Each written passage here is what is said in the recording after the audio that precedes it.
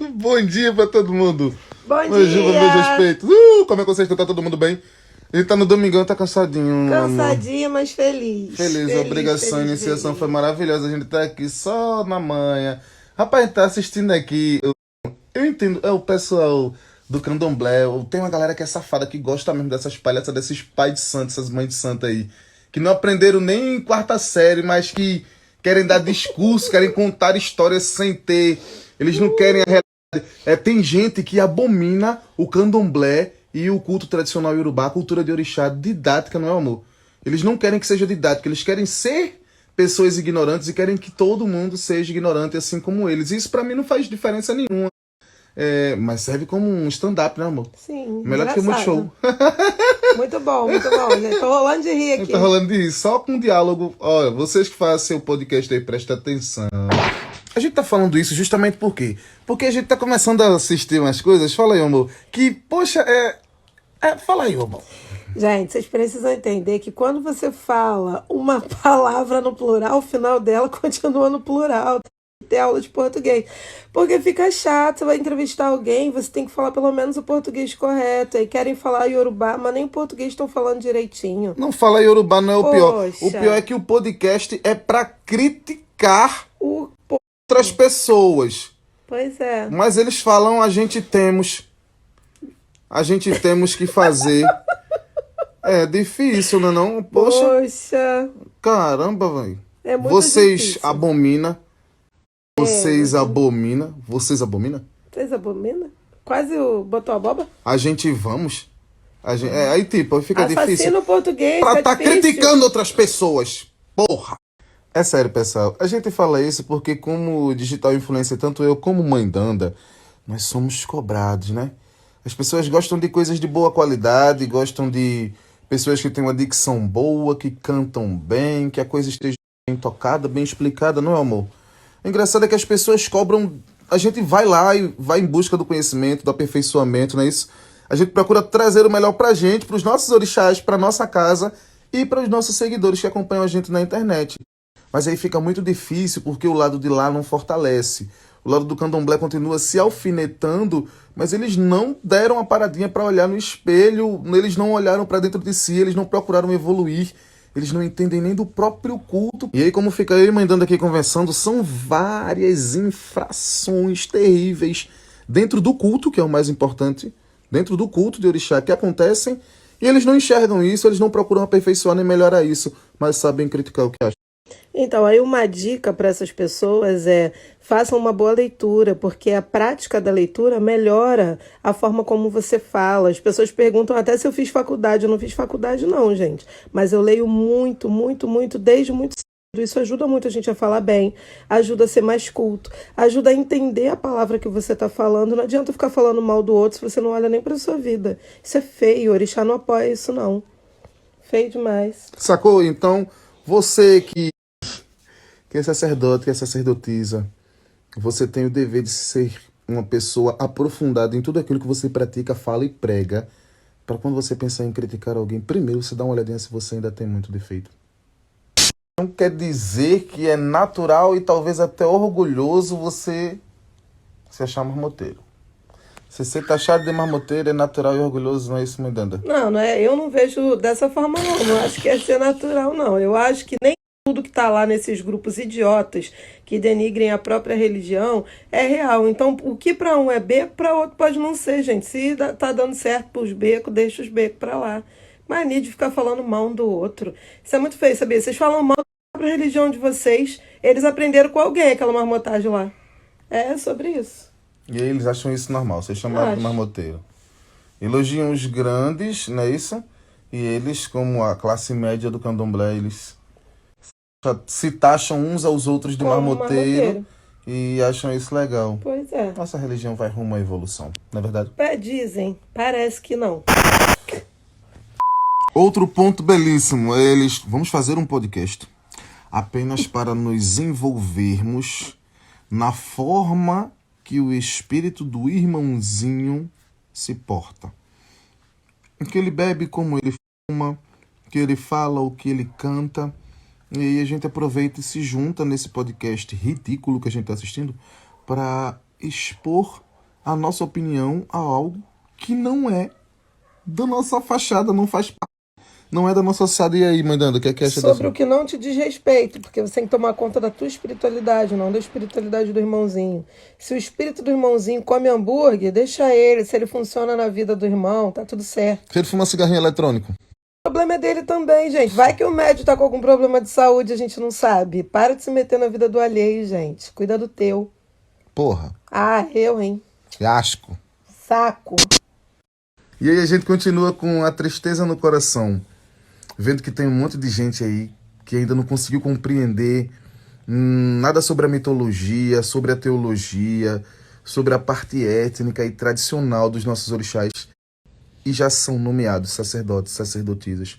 Totalmente despreparado. Um ponto bacana que a gente viu aqui agora foi sobre a ausência dos homens no culto de Nanã. Né? É um fato muito estranho. O que acha sobre isso, Mendonça? Diga aí. Eu até pro Felipe explicar isso falando do Itan, que conta o porquê não ter homens no culto de Nanã, que tem uma grande confusão nisso aí. E aí ele fala com muita autoridade sobre isso. Só que é uma visão que a gente tem no Brasil deturpada, entendeu? As pessoas, como sempre, não estudam, não lê Itan, não lê Odu, não entende nada. Então, e aí a parte mitológica mais contada pro pessoal é do problema que Nanã tem com Ogum, pelo atraso de ir cortar a cabra para ela, e a gente sabe muito bem que essas histórias, elas não fazem parte do nosso tradicional, a gente não acredita em orixá que rixa com orixá nos dias de hoje. Concorda comigo, Mandana? Pois é. Concorda com orixá que tem guerra? Não, e nem guerreia pela tua cabeça, isso é tudo conversa fiada. Voltemos para Nanã, vá. O intuito é a gente entender que ao longo do rio Níger, até a região dos Nupês ali, ou seja, de leste a oeste ali do continente urbano, Nanã é cultuada. E em uma das passagens por um desses lugares onde ela ficou como ancestral, ficou gravado o fato do minério, do ferro e do mercúrio. E essa substância matou muitos homens da região Nupê, da região ali do largo do rio. E ao longo do tempo morrem tantos homens dessas regiões que começa a se ter ausência dos homens para cultuar. Nambuco, concorda comigo, Mandanda? É sobre. O que houve é ausência dos homens. Os homens, eles não são proibidos de dançar, nem de cantar, até porque nós temos saudosos babalorixás do candomblé que foram iniciados a Nanã. Né? Na minha família, lá em Pernambuco, tem sim homem iniciado de Nanã, tio de santo iniciado de Nanã.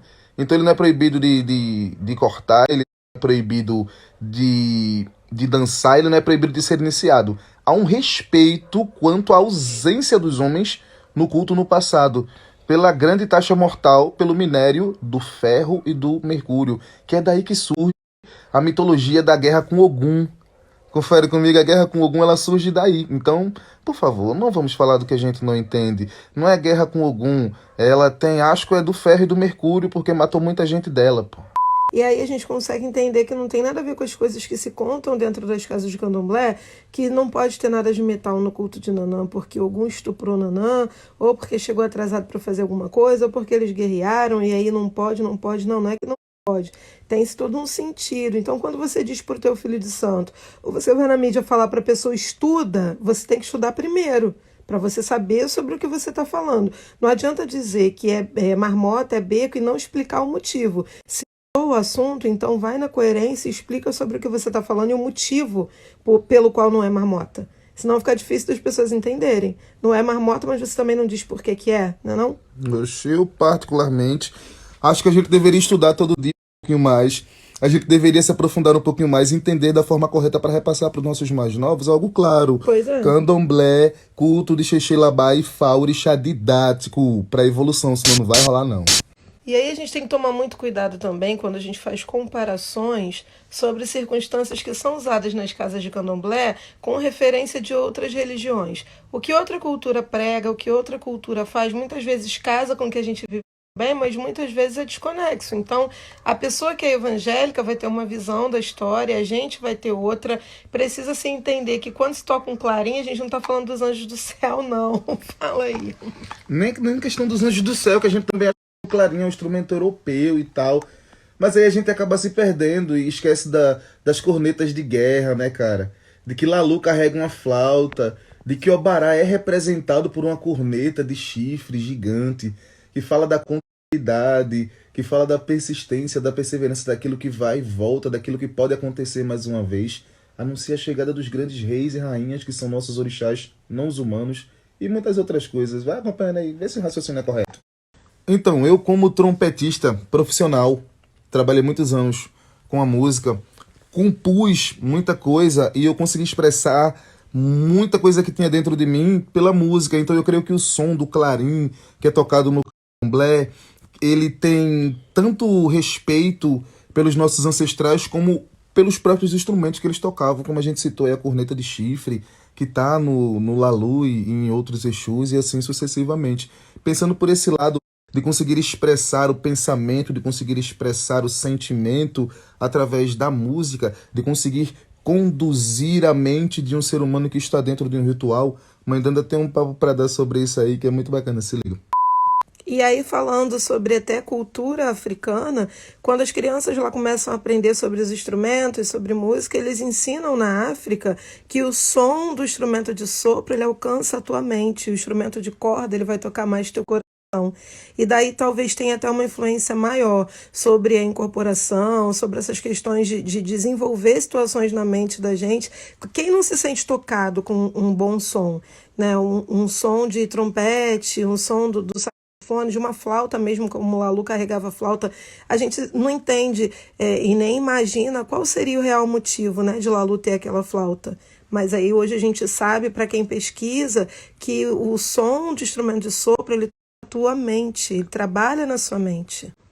E aí eu comecei a entender que para crescer como pessoa, para me tornar uma pessoa melhor, por muitas vezes eu tenho que estar cercado de pessoas mais inteligentes ou possivelmente evolutivas, assim como eu procuro ser. Eu não posso estar tentando regredir, eu não posso estar acabando com a minha imagem, eu não posso estar denigrindo aquilo que eu aprendi, aquilo que eu quero repassar como sabedoria para as pessoas, eu não posso estar me jogando aos porcos, eu não posso estar comendo lama, eu não posso estar perdendo o meu respeito para aparecer, para que alguém me note, eu não preciso disso. Eu preciso aparecer, eu preciso ser notado por orixá, para que eles me ajudem a ter uma vida melhor. Então eu vou me cercar de gente que seja evolutiva como eu vou procurar ser uma pessoa melhor, eu vou evoluir e procuro que todos aqueles que estejam ao meu redor evoluam também.